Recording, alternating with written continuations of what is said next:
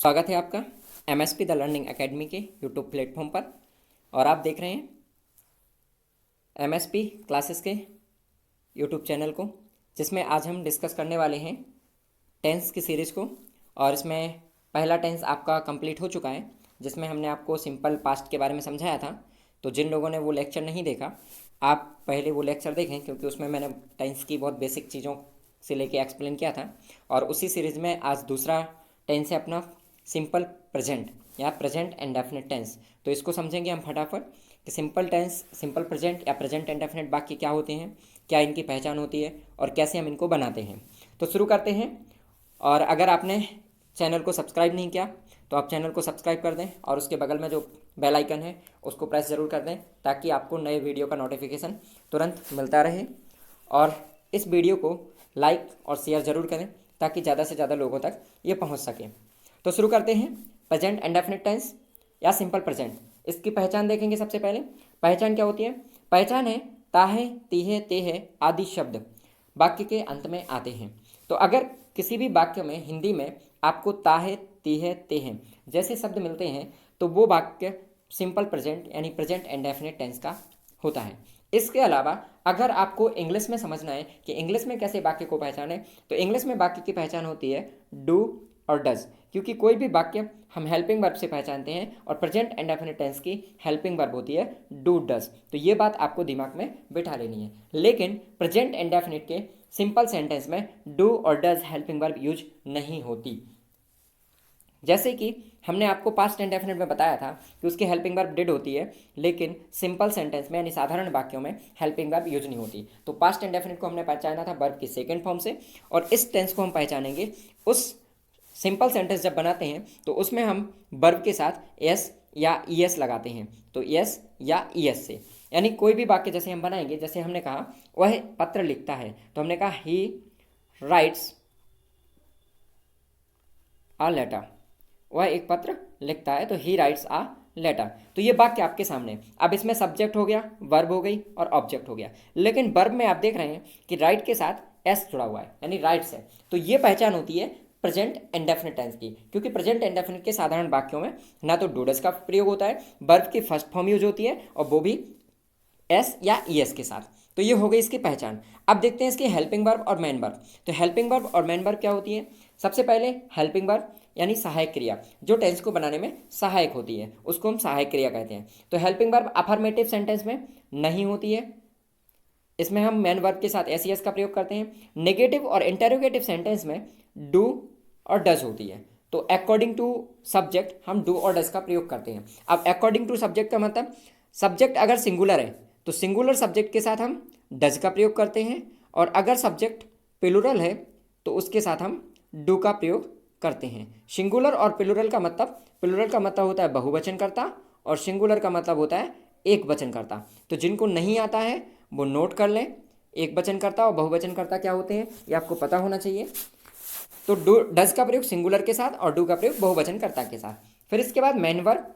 तो main verb होती है first form of the verb, यानी वर्ब की फर्स्ट फॉर्म हम यूज करते हैं। वर्ब के फॉर्म तो आपको पता ही होंगे, वर्ब के 3 फॉर्म होते हैं, first form, second form, third form, और एक और फॉर्म बनता है पास्ट पार्टिसिपल, जिसको हम आईएनजी फॉर्म भी बोलते हैं या वर्बिंग भी बोलते हैं, आईएनजी फॉर्म। तो इस तरीके से वर्ब के फॉर्म होते हैं।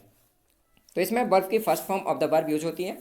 अफर्मेटिव सेंटेंस में सिंगुलर सब्जेक्ट के साथ एस या ई एस लगाते हैं। तो ये बात आपको बिल्कुल ध्यान में रखना है कि अफर्मेटिव सेंटेंस में ही एस ई एस लगाते हैं, वो भी सिंगुलर सब्जेक्ट के साथ, यानी सारी सब्जेक्ट के साथ भी नहीं लगती, सिर्फ और सिर्फ सिंगुलर सब्जेक्ट के साथ लगती है एस या ई एस, और वो भी अफर्मेटिव सेंटेंस में। ना तो नेगेटिव इंटरोगेटिव में लगती है और ना ही प्लूरल सब्जेक्ट के साथ यानी बहुवचनकर्ता के साथ लगती है। तो इस तरीके से हेल्पिंग वर्ब और मेन वर्ब। अब समझेंगे हम इसके कुछ उदाहरण को कि कैसे हम इनके वाक्यों को बनाते हैं। स्ट्रक्चर वही है, सब्जेक्ट, वर्ब प्लस ऑब्जेक्ट, 3 चीज़ों से मिलकर कोई भी वाक्य बनता है। तो इसके अगर हम स्ट्रक्चर को बनाएं तो subject plus helping verb plus main verb plus object, ये इस तरीके से स्ट्रक्चर बनेगा।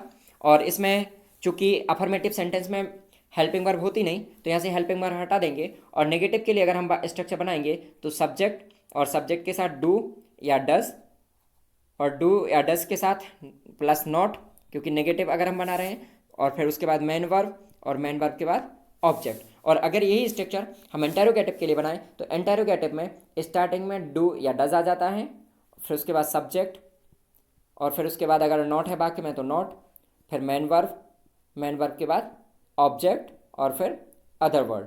तो ये आपको ध्यान रखना है। और अगर क्वेश्चन विद क्वेश्चन वर्ड वाक्य है तो फिर उस क्वेश्चन वर्ड से वाक्य शुरू हो जाता है और लास्ट में क्वेश्चन मार्क। तो इस तरीके से कोई भी सेंटेंस का स्ट्रक्चर बनता है। अब हम बात करते हैं वाक्यों की। तो आपके सामने वाक्य हैं। पहला वाक्य, वे अंग्रेजी पढ़ते हैं। पढ़ते हैं, ते हैं, ता है, ती है, ते हैं, इसकी पहचान होती है। तो ये इंडेफिनिट का वाक्य है। तो दे रीड इंग्लिश। अब देखो वर्ब की फर्स्ट फॉर्म यूज हुई क्योंकि प्लूरल सब्जेक्ट था, एस ई एस नहीं लगा। एस ई एस क्यों नहीं लगा? क्योंकि ये सब्जेक्ट प्लूरल है और हमने पढ़ा है कि एस ई एस वर्ब के साथ हम सिंगुलर सब्जेक्ट में लगाते हैं। तो दे रीड इंग्लिश। दूसरा वाक्य है, हम क्रिकेट खेलते हैं। तो बी प्ले क्रिकेट। नेक्स्ट है, क्या वह गाना गाती है। इंटेरोगेटिव सेंटेंस है और इंटेरोगेटिव सेंटेंस में वाक्य के शुरू में क्या हो तो उसको हम हेल्पिंग वर्ब से बनाते हैं। तो हेल्पिंग वर्ब डज, क्योंकि वह सिंगुलर फॉर्म है तो डज सी सिंग सॉन्ग, और लास्ट में क्वेश्चन मार्क। इस तरीके से अगले वाक्य हैं, तुम उसे परेशान क्यों करते हो। तो वाई क्यों करते हो, क्योंकि इसमें क्यों वाक्य के बीच में आया, और जब क्या, क्यों, कब, कहाँ, कैसे जैसे शब्द वाक्य के बीच में आते हैं तो हम उसी शब्द से वाक्य की शुरुआत करते हैं।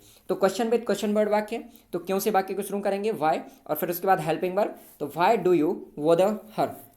नेक्स्ट, मैं दिल्ली नहीं जाता हूँ। तो I don't go to Delhi, negative है। मैं कब जाता हूँ, तो व्हेन डू आई गो।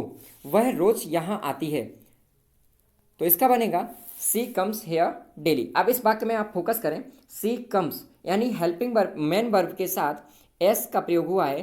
तो ये इसलिए हुआ क्योंकि यहाँ पे सी जो है वो सिंगुलर सब्जेक्ट है, यानी प्लूरल सब्जेक्ट के साथ एस ई एस नहीं लगाना है, सिंगुलर सब्जेक्ट के साथ मेन वर्ब में एस ई एस लगाना है।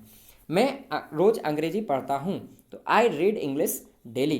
क्या वह नदी में तैरता है।